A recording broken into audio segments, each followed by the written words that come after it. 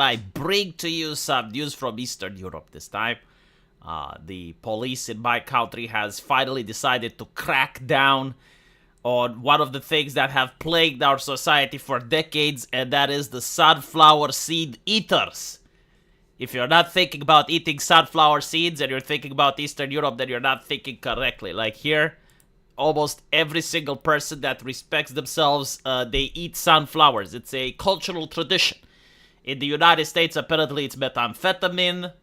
In other places, it's smoking.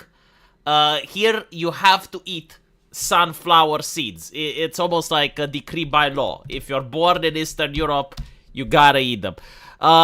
We used to call them agricultural candy. They used to have a nickname. But for some reason, I don't know why other countries don't do it. Like, why don't people eat sunflower seeds in the United States? It's so fucking addictive, though. Hold on. Shut up. Okay. I'm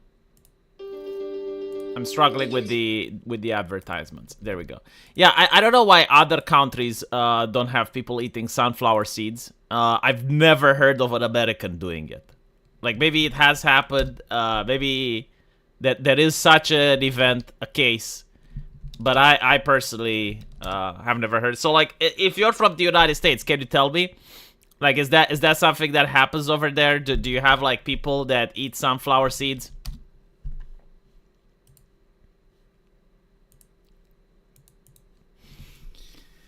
You can afford cashews. What is a cashew? I've never heard about that. Halva is candy in Eastern Europe. Halva is made from sunflower seeds. It's not as popular as it used to be. People have transcended the halva. I think the halva also comes from the Ottoman Empire. So once the empire lost influence over my nation, the halva also lost in popularity, being replaced by the almighty shawarma. And because of the European Union regulations, where they decide how you're allowed to cook street food, the shawarma is also now a dying breed. Just so you can understand how bad shawarma used to be, like the culture that we used to have with shawarma, they made chips with shawarma taste, right? Like Pringles. Can you imagine a Pringles that tastes like shawarma? We did that here. It was called the Chio chips, like shawarma. Welcome, SRC Maker. I'm still waiting for American Outlier to tell me if he knows anyone that eats sunflower seeds. There is a section of them in every gas station in the country. Here in the UK, we have food superior to the sunflower seeds. It's not a superior thing, right? Like, the sunflower seed is kind of like a cigarette, right? Like, it gives you an air of superiority. Like, if you walk in a room and you're smoking a cigarette, right? The body language of smoking a cigarette makes you like the cigarette-smoking man from X-Files, right? Like, you're already imposing respect just because you're in the room with the cigarette. Now, when you have sunflower seeds, you eat the seed and then you spit. Then you go like, right? And so, if you're in a conversation with someone and he annoys you, you spit the seed towards him. And this causes a gesture where he can't really get angry, right? Because you didn't, like, spat at him, right? Like, you're eating the seed, so you have to spit. But spitting it in his direction shows a huge lack of disrespect, right? So, like, you can incorporate the eating of sunflower seeds in your body language in order to dominate over other human beings. Like, this is an Eastern European thing, right? Like imagine, I'm sitting there and I'm having a conversation with Melody Mac, and she's basically telling me that video games that have erotica in them are demonic. And I just, I take my sunflower seed, I go like, right? I go like, and then I go, really? Is that it? Is that what you think? Right? So like, you can, like, just by having the sunflower seed, it allows you to dominate other people in conversations. It's amazing. You can't do that with pistachios, though.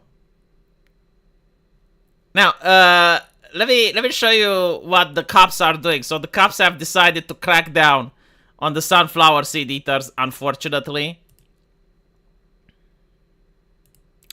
Display the image. Here we go, right? So as you can see here, like this lady has made it into the news. This is a little bit late. Sorry, this is an old article. It's right before the pandemic, right? Like she was fun. She was enjoying life. She was having money before inflation, before Bidenomics, before the government decided to keep her home and stay safe. She was living the life of 2019. Oh my God, what a good life. And so the cops have descended upon her because, as you can see, like all around her, she has marked her territory with the sunflower seeds. And there's an awareness campaign going on, like showing people, like, look at the environmental damage that these people have done, right? Like you can tell that there were Eastern Europeans there based on the little pool of sunflower seeds that they caused.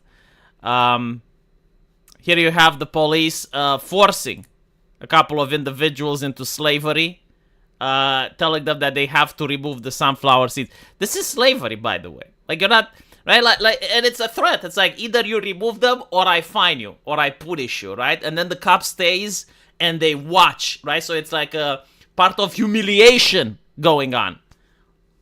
Like, you need to supervise if they actually remove every single sunflower seed by hand, while the journalists, of course, right, like while the reporters are filming it, waiting to monetize it on their newspapers. Yeah, so basically I decided to start eating sunflower seeds again. I got in touch with my ancestors, with my people, but unlike other idiots, I eat them at home, much to the dismay of my wife, which no matter how well I clean, no matter how well I tidy up after myself, she always manages to find at least one. I don't know how the fuck she does it. I'm thinking that she's doing it on purpose. I generally think she steals maybe like 5 sunflower seeds from the package, and when I'm not in the room, she plants them. She plants the evidence so that she can come in and scream at me because the room is messy. It's like, look, I found the sunflower seed in the carpet. And so I'm like, there's no fucking way. There is no fuck. You put it there. You must have planted it there because I was very careful in my tidying. She is 100% trolling me, yes. I have sunflower seeds in the bird seed mix in my bird feeders in the backyard.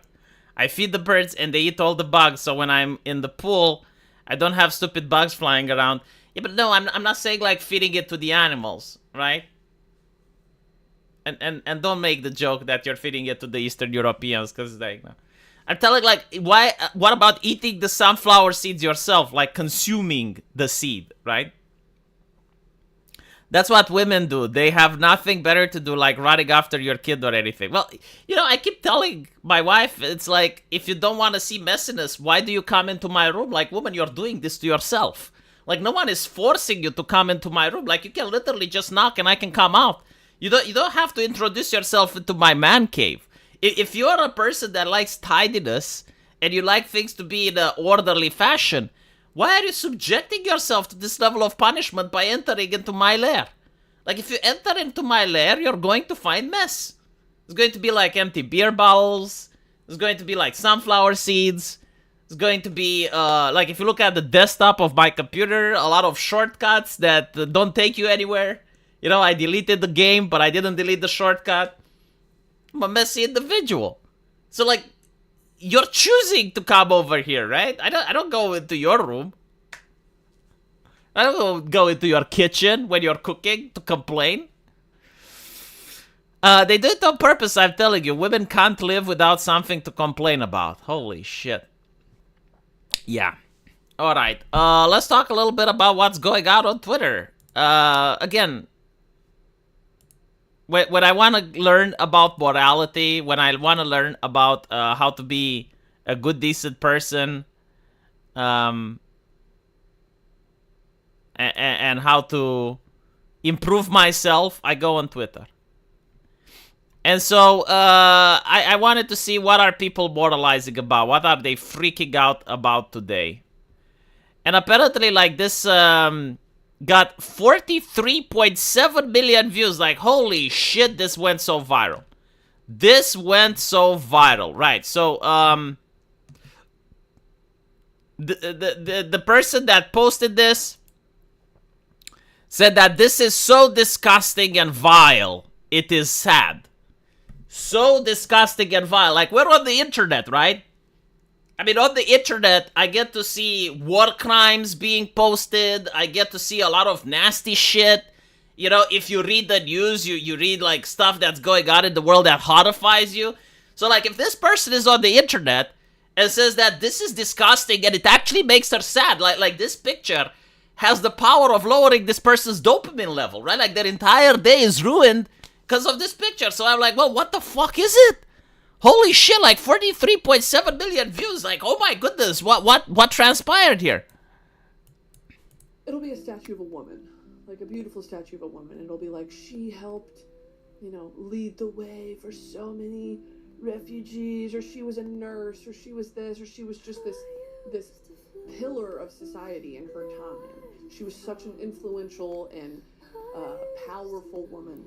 See? Like, first of all, you get the left talking points. Like, she helped the refugees, not the homeless, not the people with AIDS, because that is so 70s.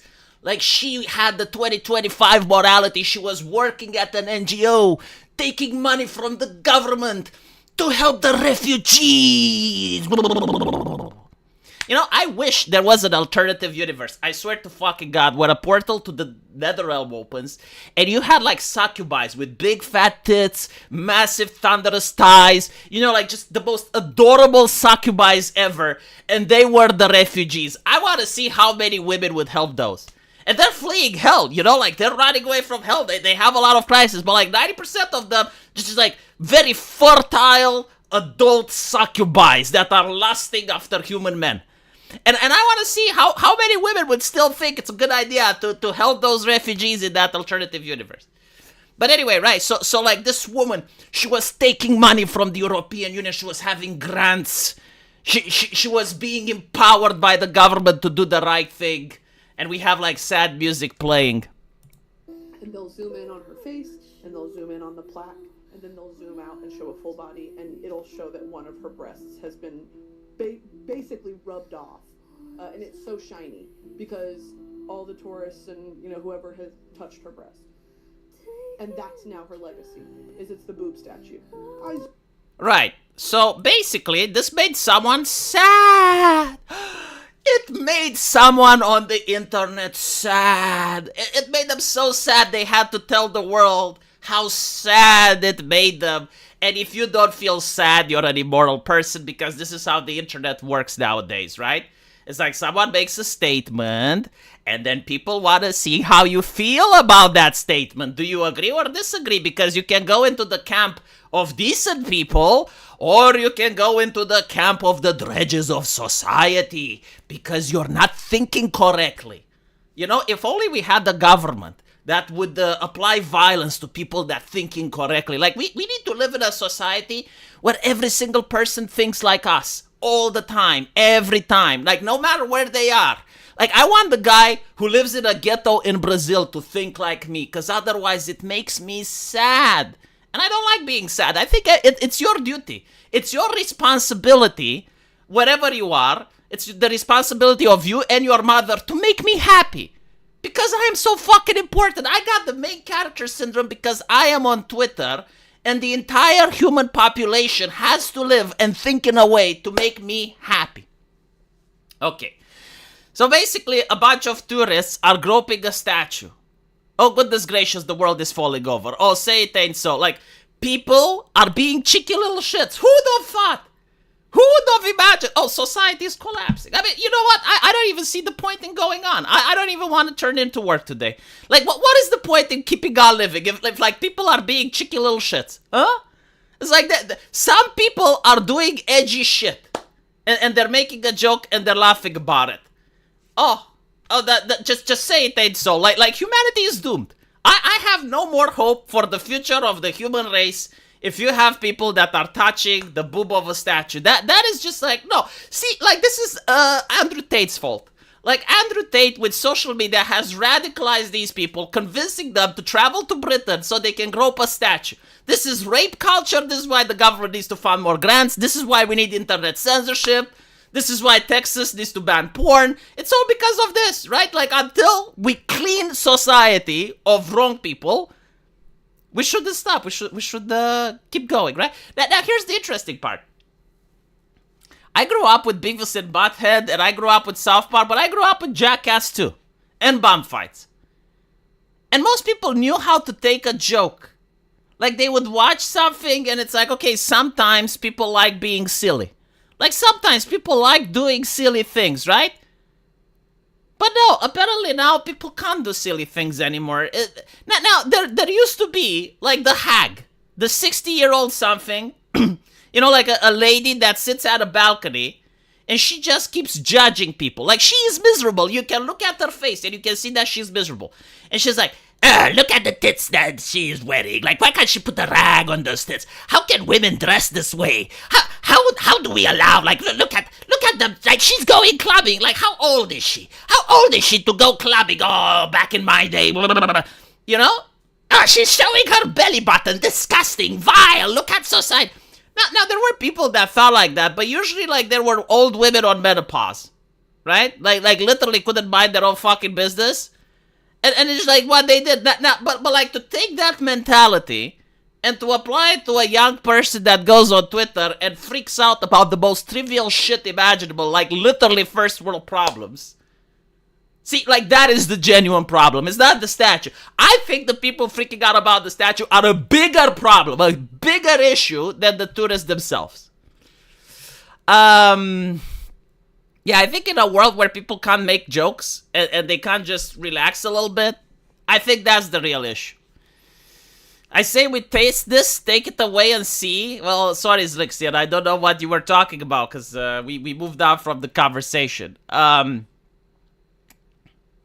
The Johnny situation was much worse. Okay, I actually had two individuals that raised some points to my concerns.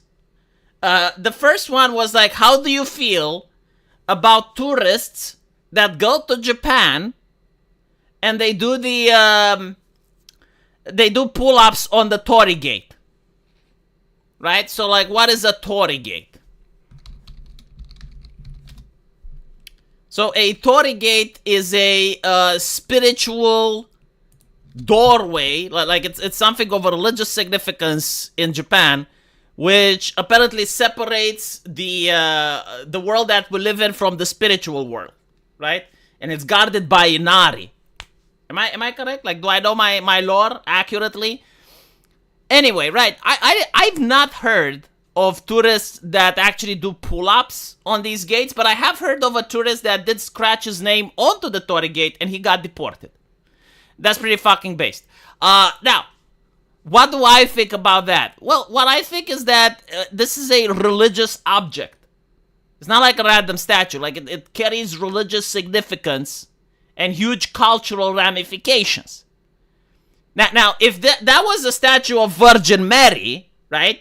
And you go to a statue of Virgin Mary and you start groping her, then that would be the equivalent. In which case, yeah, I can see why people would say that you're being a cheeky little shit for doing that. Now, if they would have even, you know, I would even dial it back. If they would have placed a plaque in front of the statue asking people not to touch it, and people still touch it, then yeah, I would agree. Yeah, like, tourists are being tourists. But if it's just a statue and no one cares, right? Like, no one even brings up the point. And it's like, it's a tourist attraction. People like taking pictures with the statue in funny ways. Which, by the way, almost every statue have that happen to them. Like, there is that bull in New York. I'm pretty sure SRC Baker knows what I'm talking about. There's the statue of the bull, right? I have seen women taking photos of groping the bull's ball sack. Why? Because it's funny. It's fucking funny. When have people lost their fucking sense of humor? Like, why is it that people are so uptight? Like, ever since the social justice generation came in that were offended by everything, we have moved past the social justice, but the brain rot is still there. Like, you must judge every single individual that tries to do something funny and, you know, heaven forbid, a little bit edgy, and heaven forbid, a little bit rebellious. And so, no, you know, like, I wouldn't consider it the same as the Torii Gate.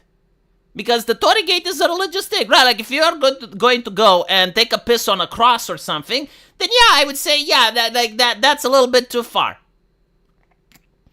The second thing is, behaving in a different country.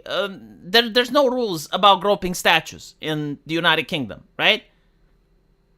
And so, if there's no, just put a plaque. Don't touch the statue, if that's a problem. Now, the other question is with Johnny Somali, right? Like, Johnny Somali did similar things. Like, he went next to a statue and he started groping the statue. Again, it's different. Like, they're both statues, I agree. But one statue has huge cultural significance in in Korea. And this statue is just a statue in the United Kingdom that barely has any significance. And so, like, in South Korea, the purpose of the statue is to symbolize the women that are the victims of surviving the rapes inflicted by the Japanese, I think, right? Like, there's, like, historical baggage associated with that. It's a cultural thing.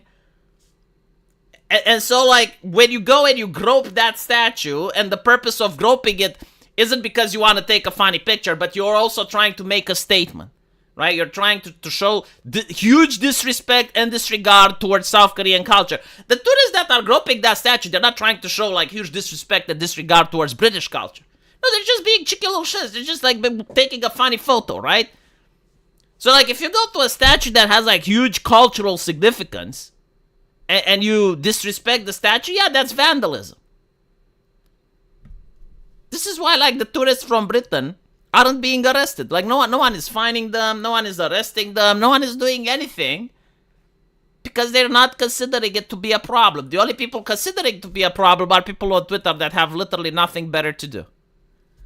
That bull has been groped so many times, it's crying bronze rust. It doesn't surprise me. Somali should get 125 years minimum. I would be surprised if he gets more than 20.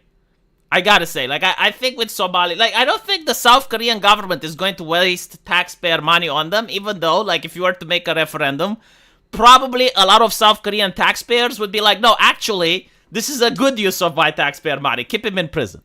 Like, there would be people crowdfunding.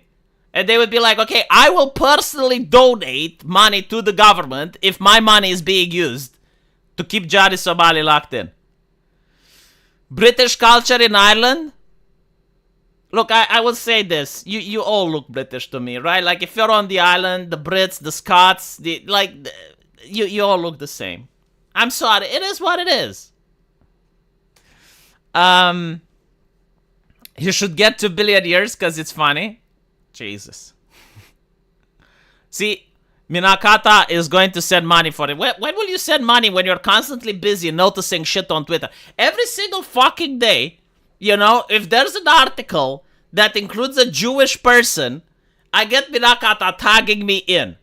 I don't fucking know. Like, do you get off on this? Like, is this like some sort of fetish that you have? The more you notice, V, the more you notice. Listen, motherfucker. Okay? Like, this was, like, maybe back in 2018. But now I'm like Neo in the Matrix. I just know.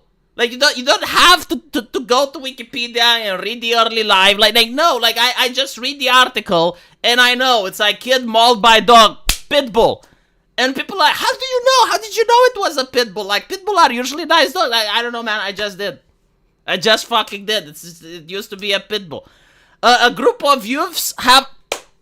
Americans. Can you be more detailed, V? Not on YouTube.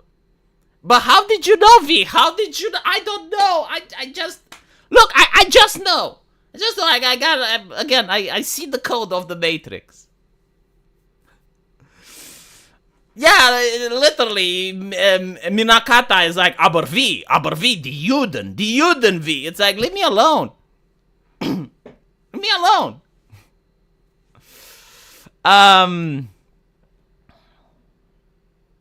There was another one, Chit Chat Cat, always tagging me. It's like, God. Anyway, there was like another TV show that was made now. Apparently, like, there has been a brutal murder in the United Kingdom, which is done by a poke. A poke.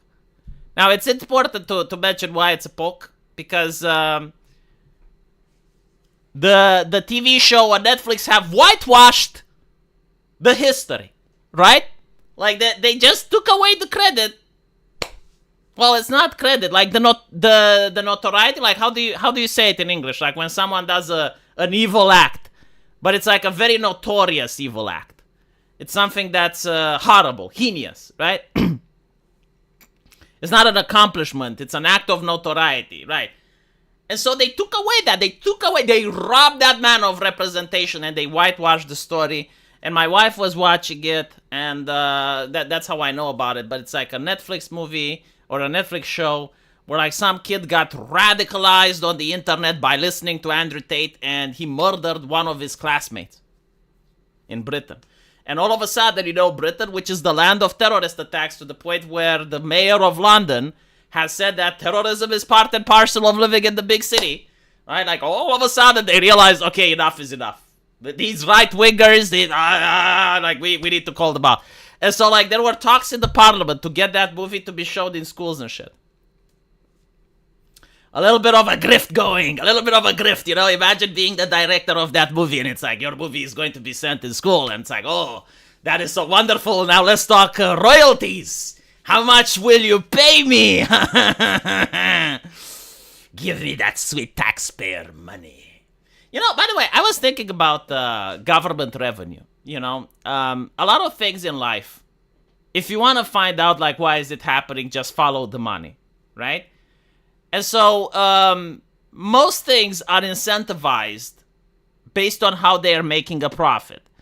So like, for instance, if you have a mom and pop store, right? Like what are they incentivized? Well, they're incentivized of pleasing the customer because that's how they're making business, right? So like they want to make the customer happy so that they can make more money. But like, let's say that mom and pops lives now in a socialist country, which is what happened in my place. The government takes away their business. And now they're working for the state. And they get a fixed wage regardless of what they sell. What do they care about? Well, they don't care about the customer anymore because they don't make more money if they please the customer, right? They don't care if the customer comes to their store or another store. Like, for them, it's all the same. And that's why you have, like, the most unhappy and disgusted people to see you when you enter a communist store. What they start caring about is pleasing the government. They're very nice to their boss. They're very nice to the government overseer, right? Again, follow the money. And so let's apply this to a national scale. If you apply it to a national scale, the moment the governments realize that they can tax people with an income tax, which didn't exist before World War II, by the way, then the incentive of the government is not to represent the people, but is to exploit the people. Like, the people have become a source of revenue that has to be exploited. And the purpose of the government is to keep up exploiting the people in order to milk them of every single cash. This is why, like, they keep coming up with, like, new ways of taxing, inflation, all of that shit. Because the role of the government isn't to represent you anymore. They're not interested in that. Also, by the way, I figured out why is it that United States of America constantly have like this huge cultural clash every 4 years or so, right? So you go like, how do you go from the Obama era, how do you go from the Bush era to the Obama, from the Obama you go to Trump, right? And it's like a massive change in culture. Like you go from a society that's religious and pious to a society that's atheist, and then you go back towards something that will be religious again, right? So, like, you go from the religious fundamentalists, like, crazy nut house, like, we need to get rid of the evolution theory in schools, instead, intelligent design, creationism, right? Like, you go from that mentals to, like, no, we actually need to teach LGBT in schools, we need to teach people how to be woke. How is it happening? And I was thinking, it's like, well, there must be an explanation, because, like, it doesn't happen in other places as often, and as significant in a shift like in the United States. How is it possible? And then I realized Americans think in absolutism, right? Like they don't allow for any deviation. It's like, no, my morality is correct and I refuse to negotiate with anyone that thinks differently of me. I will force my morality on them. And so if you look at the USAID grift, the reason the grift is being exposed now is because they didn't include right-wingers in the grift. Like, I guarantee to you, if USAID would have included like 20% conservatives in their grift. Those 20% conservatives would have lobbied against Trump to reveal the USAID grift. Like, they would freak out as well. Like, you would have voices within the Republican Party also joining with the Democrats. And these conversations would be behind closed doors, like the public wouldn't know, right? And those 20% would be like, look, Donald Trump, we're withdrawing our support from you. Like, there will be laws that you want to pass. There will be things you want to do. There will come a time when you will call on us and we will tell you, fuck yourself, because you're taking away our grift, right? And so, like, in Eastern Europe, we don't think in the absolute. And so, like, within the grift, they're making sure that they're including everyone. Like, every member of society at the elite level is being included on some percentage in the grift, so that the grift can keep going. Now, by the way, I'm not saying this is a good thing or anything. It's just an observation, right? But like with the United States, it's like, okay, we are woke. We have the correct morals. Anyone that thinks against us is wrong by default, and it's even evil. So we are not going to include any person that doesn't think trans women are women into our grift. Like, we're not going to associate with them. We're going to completely cut them off. And so what you get is the opposite side. They're organizing, and eventually, the public will support them because the grift wants to expose this horrible. And literally, this happened with the Obama, right? Like, you had the conservatives that were like, no, we're not going to associate with those people because they're communists, they're evil, they're blah, blah, blah. And so those people, they rallied against the conservatives. And the conservatives, like, had no way of preventing that from happening. Because, like, once you get the people on your side, it's over, right? And if you also antagonize the people with trivial shit that you should have just left people alone, but you can't because, like, your morality is absolute, right? Like, there's no, like, middle ground or anything. There's no negotiation. It's like my way or the highway. Well, it ends like once every 4 or 10 years. It ends with a complete shift in culture. Listening to this is making me taste blood. In what way? It existed even before feudal times. Yeah, like grifting. Every single nation has grifting. There is no exception to this. Like, at the end of the day, what is corruption? Corruption is when a human being decides to not do the job that he's hired to do in order to get a benefit to himself, his family, or his close circle of friends. Like, this is human nature, right? Now, not every person will be like that. But if you look at statistics and you hire 1,000 people, well, out of those 1,000, like 10% will always be like that. And so when you're dealing with like tens of thousands, you're always going to have grifts. Oh, Zixian is angry.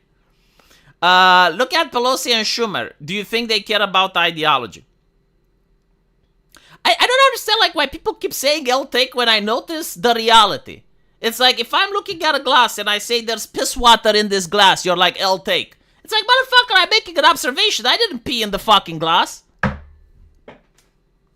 Like, this is not, I'm telling you that 2 + 2 = 4. I'm not saying if I agree or not.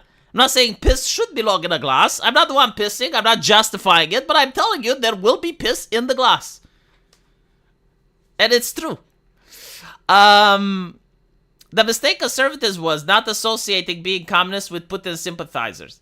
No, like, you have to let like 10% of the opposition in. Because again, if you let 10% of the opposition in, then when the opposition wants to crack down on your grift, those 10% are going to defend you. Because now they have a vested interest. And they will say like, no, you don't touch this shit. I remember when I was talking with the developer that was making a hentai game.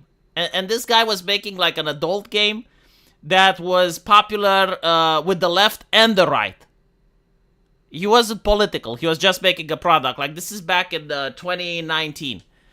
And this chick from the Daily Dot wanted to slander the person. Like, they wanted to call him a fascist, a racist, a bigot, all that shit. Because, like, he was going against the male gaze. He was going against feminism, like, all of that. But because the guy was connected with the left and the right, he went to his leftist collections and he said, like, look, you guys like our game. If you want to keep seeing us making games, like, tell this lady to fuck off. And they did. And he had, like, a lot of influential people in the left.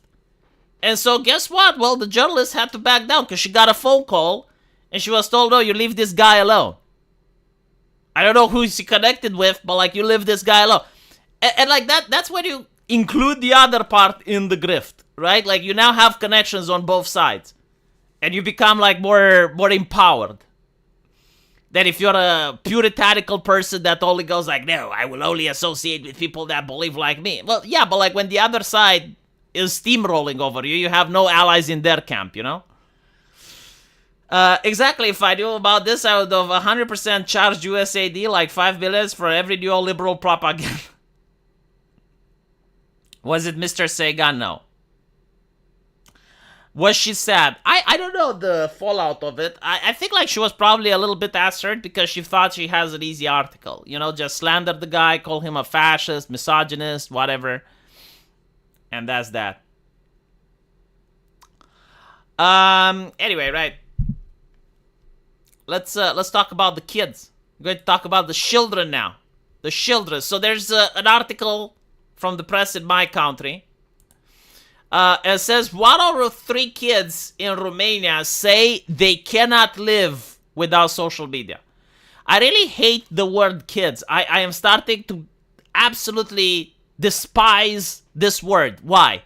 Because it means anything from toddler to a 17-year-old that can drive a car and start a business and get married and, well, not vote, but they're pushing for that as well.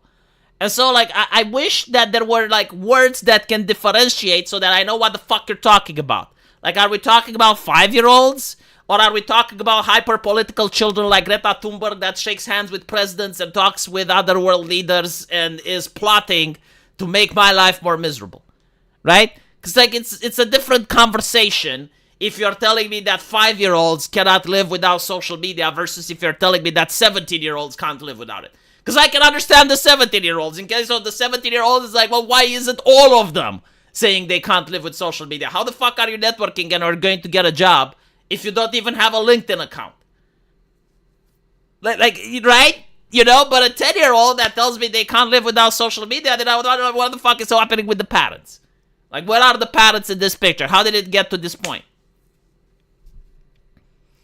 So in Romania, an adolescent, okay, so an adolescent, again, a teenager, I guess, right? 1 out of 3 cannot live without social media.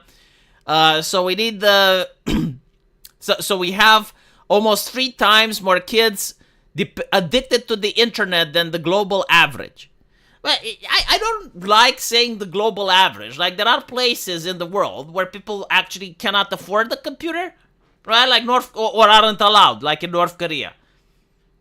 Or certain villages in Russia that don't have access to electricity, you know? Like, if you live in a country where access to internet is limited, then I can understand why that country would have, like, less people addicted to social media than in Romania. The addiction to the online comes with low grades in school, depression, or even risk of suicide. Well, if it comes up with risk of suicide, I say we burn down the internet. I mean, you know, I would, again, notice how in these conversations, I read newspapers from the 80s, from the 90s, and every single time they talked about kids, every single time it was like the role of the parent. We want to empower the parents. Like, it was impossible to talk about children in any way in the public media without mentioning parents at least once. They came as a package. Nowadays, like, children are these entities that are in the ether, unsupervised, unguarded, without any agencies of themselves, even when they're 17 years old. Like, they're just like absolute clueless, innocent little angels, and the only people that can protect them is the government and corporations. Right? Like, they themselves don't know any better. They're stupid. Because, like, when you guys were 17, right? Like, when you were 17, you were an absolute moron. Like, you didn't understand the world. You didn't know what happens around you. And you were always there to make the bad decisions, because now you only make great decisions. Like, now you're making absolutely great decisions. Like, 5 years ago, you made the best decisions of your life, never made something stupid, right? Apparently, Remus's son is 13, and he manages to make friends only online. So he has managed to fight against his addiction to video games and social networks. When he comes from school, he does his homework, and then he spends time playing video games on the internet. He even, oh my god, okay, chat, listen to this, like this is going to shock you. Holy shit, hold on, I want to see your reaction. I want to see your reaction when I tell you this, because this is, wow. Okay, listen, chat. Do you know how many hours he was spending playing video games? Chat.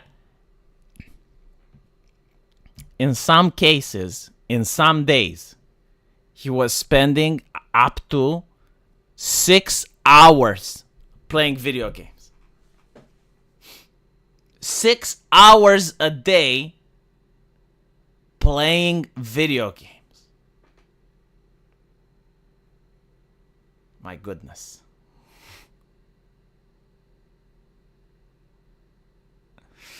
You all stupidly, blindly trust random articles online? No, I do trust this one because I believe it. Like, I do know other parents that are concerned that the kid is playing video games and he is addicted to online. He can't unglue himself from the computer. I send him out, and do you know what he does when I send him out? He goes to another friend's house, and at the friend's house, you know what he does? He plays video games. How do I know that? Because I used to do it. Right. I gotta say, do these parents not understand there is such a thing called introvert?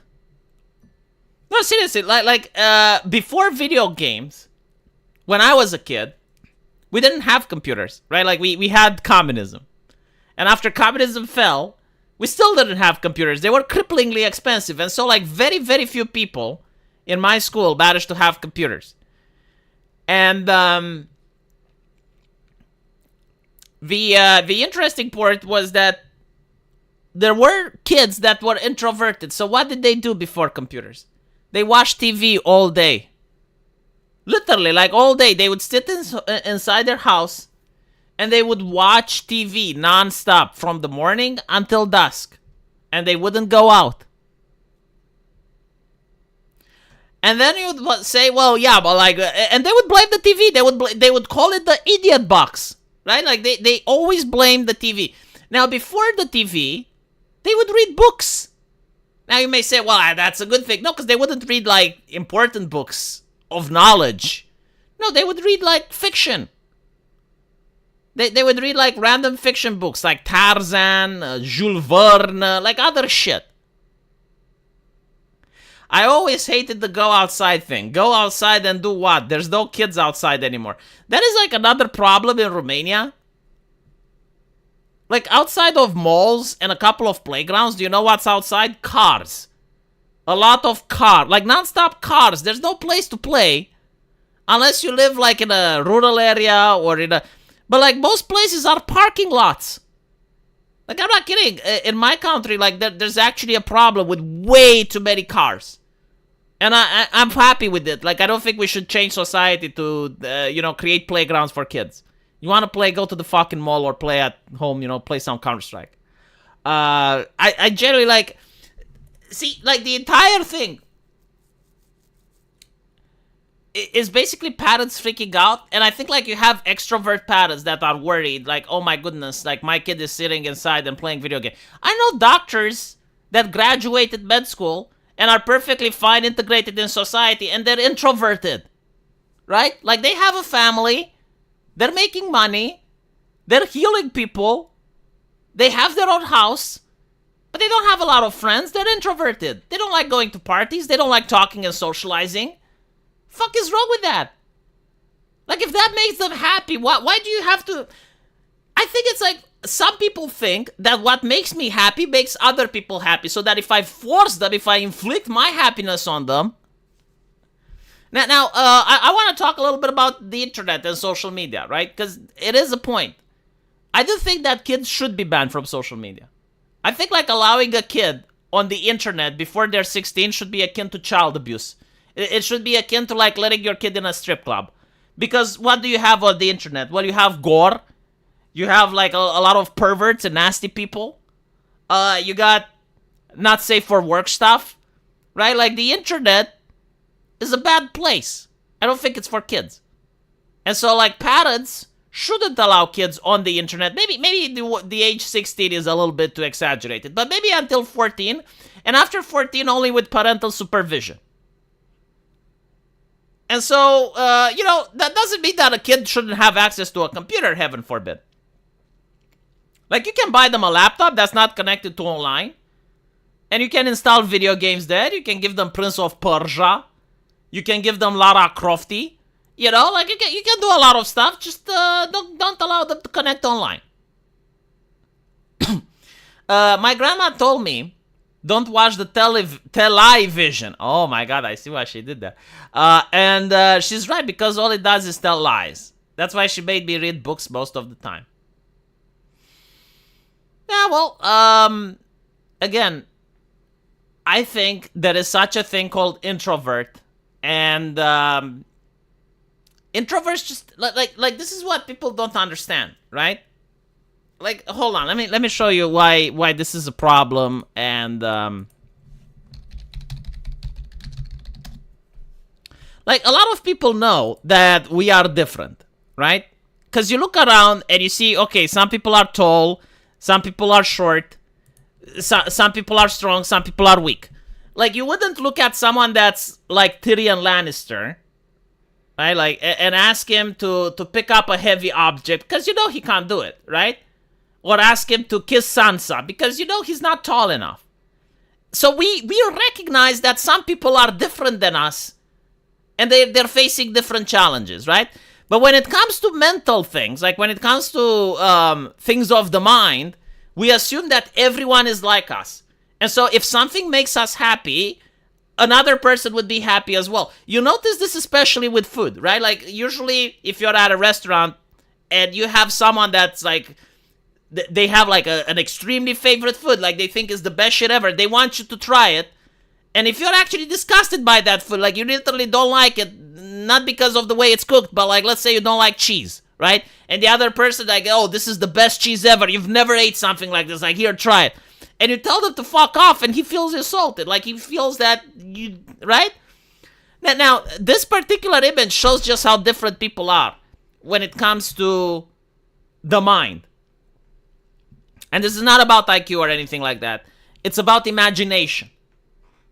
And certain people can imagine an object in their mind like an apple, right? And they see it with vivid detail, and they can even spin it around in their mind. Other people can imagine the apple, but it doesn't have all the details, right? So like less details, they can still spin it around. I'm actually a number 3.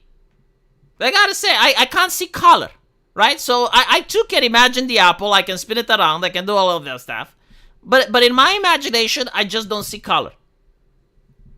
Not a big impediment, but it is what it is. And then you go to number 4, where it's people that, they imagine like certain concepts, but they can't really picture the thing in their mind. So like they can have a concept of an apple, but like they can't visualize the apple. And then you have people that generally have no imagination, like they have the inability to imagine things. And these people, like when this was discussed on Reddit and you had like different people interacting with it, these people realized for the first time that they're different. Because they assume that everyone is like them. And they were like mind baffled. It's like, well, so you're like a god? Like you can see things in your head? How do you do that? And we don't know why this happens. There has been a case, though, where a person went to brain surgery. And like the doctor, you know, that they fixed his tumor, but like after the brain surgery, he lost the ability to view color. Not view it, imagine it, sorry. Now, if you want to get even more mindfucked, there's people that do not even have an internal monologue. right? So like I was studying once with a colleague that constantly read aloud, and I was constantly getting angry with him. It's like, why the fuck can't you just read in your mind? You're bothering me. Like, I'm studying for a different thing than you, and hearing you read aloud. And now I understand why he did it. He doesn't have an internal monologue. Like, that's the only way he can read it. And so, it's the same with the introvert and the extrovert, right? Like, an extrovert is a person that has fun being at parties. He has fun surrounding himself with people. But there are introverts that, like, we can do that. Like, it's not like I can't go to a party and be social and shake hands, but it's not fun. Like, I do it as a chore. I do it because I have to. But I don't like it.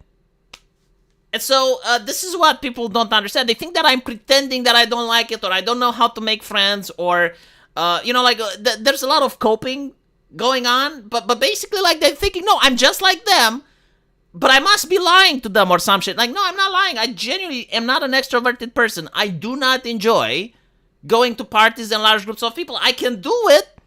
I'm not going to embarrass myself. I probably even make a good image. But it's like a chore. It's like making homework, you know? Like, I was good at making homework, but I didn't enjoy doing it. It wasn't something pleasurable. And my idea of a party is going with like 2 or 3 friends that I know very well, and we sit there, we talk for 1 hour, maybe 2, and then we fuck off. Like, that is my perfect idea of a party. Like, very small group of people that know each other. If you send me to a place where there's like 60 people with loud music, I will despise it. Again, I know how to interact with people, I know how to make a good impression, but I would just fucking despise every single second of being there. SRC Maker, thank you for the super chat. One of my old managers told me the same thing about not imagining or even dreaming in color. I couldn't believe it because I can imagine full 3D worlds, including in my dreams, and have had many lucid dreams. Yeah, it's like something that can't be explained, but like the same way you have people that are short and people that are tall, you have people that can imagine and people that can't imagine color. Now, I don't even know if there's research built around it, but I wouldn't be surprised if like certain people that can see things very well make good artists or good programmers, while people that can't see that well specialize in different fields. That would be an interesting study, but again, I don't think it exists. When you imagine someone speaking, do you imagine it in their voice? Yes.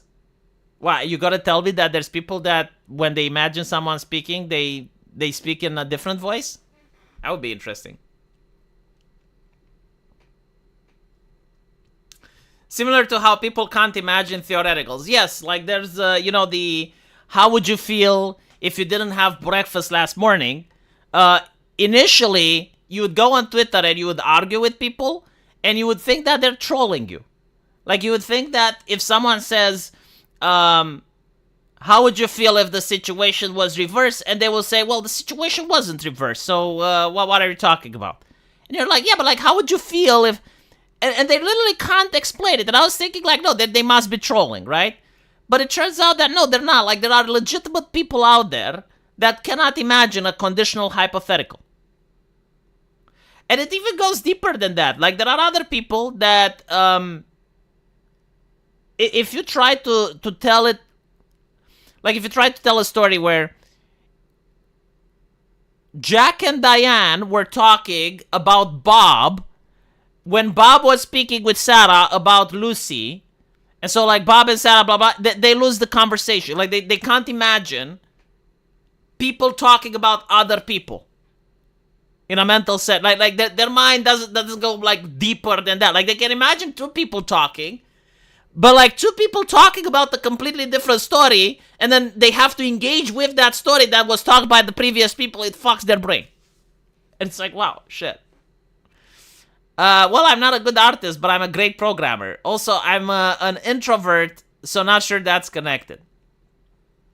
A lot of artists are, a lot of coders are introverts, because, like, coding requires you spending a lot of time in front of the computer without talking with anyone, right? So, like, that is something that an introvert excels at. Whether an extrovert would probably be a salesperson, someone that wants to work with customers, someone that wants to talk with many people. So, yeah, I do think it helps being an introvert than being a coder, because, like, if you like what you do, if you're passionate about your job, you're going to do it better, right? Two American kids growing up in the heartland. If you only eat one meal a day, regardless of the time you eat it, then it's breakfast. That's incorrect. I think the definition of breakfast is eating it in the morning, right? So like if you eat your first meal of day in the afternoon, then it's considered that you skipped breakfast. Christian K, thank you for the €5. Wait, so if you hear voices in a game and remember it a few seconds later, you can only hear it in your own voice? I don't know. Like, this is what Tactical Droid said. I find it very weird. John D, thank you for the 5 memberships. But yeah, I think it's really weird. It was so strange as a teenager. I wanted to party, but barely had any fun. I can do an hour or two, and then I'm exhausted. Exactly, Lord Valsey knows my pain. Like, it wasn't, like, difficult to go to the party. It wasn't difficult to interact with people. It's just that it wasn't enjoyable. I meant in terms of being able to imagine in color and being an introvert. Of course, programmers mostly are introverts. I see. Do you know what else is very difficult for me? Like, if your mind is able to see patterns to the point where you kind of know what the person is trying to say before they finish their sentence. Like for instance, someone comes up to you and they're telling you that they saw something on TV, right? And you know what was on TV. So like, okay, perfect example. Let's say my wife comes up to me and she's like, she says that she's worried about what she saw on TV. And then I know, okay, so like on TV, she saw that, let's say something about babies, that if they don't speak before a certain age, there may be a problem, right? And like, she just said 2 words to me, and I already know what she wants to say. But like, you have to wait for the person to finish, because that's what politeness is. And so like, I have to sit there like waiting for the sentence to finish. Now it's not about my wife, but it's in general, like when talking with people.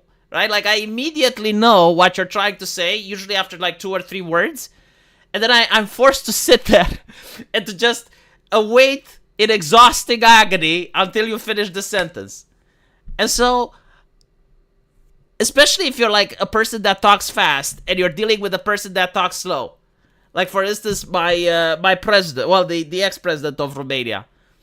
We had a president, Klaus Werner Johannes, and he would speak like this every single time he addressed the nation to just finish the fucking sentence, you know? And you're just like staying there, and it's like, it's excruciating. It's fucking excruciating. No, but like, seriously, you know? I wonder like how many other people are like me. Especially when you talk with other people like women, you have to sit there for 5 minutes to get the info that can be said in a single sentence. Oh my god, yeah, like I had that experience as well. Like, for instance, you have a person that wants to tell you a story about how they, like when they got home, they saw a kid and they tripped, right? And the kid was like tripping, and his clothes were muddy, and they want to tell you that story.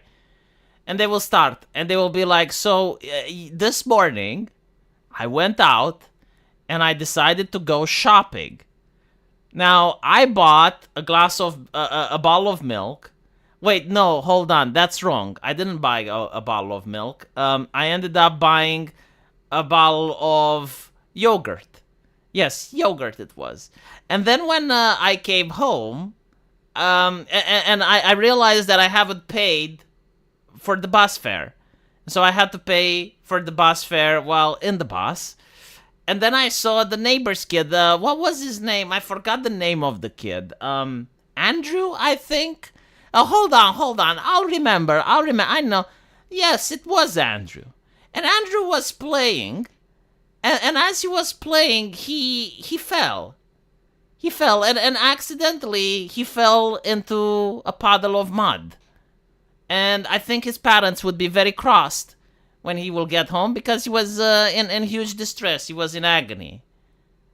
And he asked me, should he go home or not? And I said, well, you're going to have to eventually go home, but like if you tell your parents, I'm sure they will understand.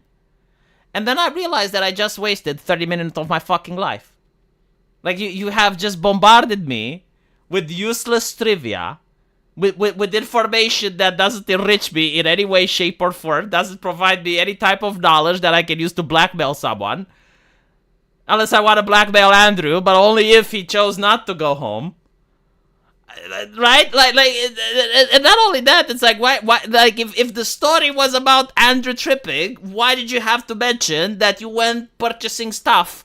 And why did you also have to mention that you didn't buy the milk, but you bought the yogurt? Like, that's also, like, even in your mundane, boring-ass story, you're incorporating elements that are even more trivial than the fucking trivial story itself. Fuck is wrong with you?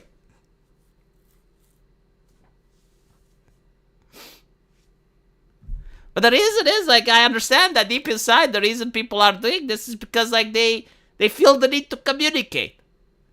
And so, because they don't have a rich life, that they're not Indiana Jonesing out there and discovering Atlantis or some shit, right? So they don't have, like, the interesting stories to tell. They have to just, like, explain their entire day to you. Which is why I gotta be polite and I gotta shut the fuck up and just wait them to finish. SRC Maker, thank you for another 20. I have the same problem at work. I just start talking over people because I already know what they are going to say. People don't like that. I fucking know, right? I fucking know. This is what pisses me off the most, because like at one point I would talk over them and they would say, don't interrupt me. And I'm like, yeah, Andrew fell in the mud, right? Because I heard them, like, I was there. And then they're like, no, I wanted to say something else. Andrew fell in the mud. It's like, literally what I said is... Okay, separate question. Did you watch that clip of the White Lotus I sent onto the Discord? Let me check. Hold on. I have not watched it yet, but I will.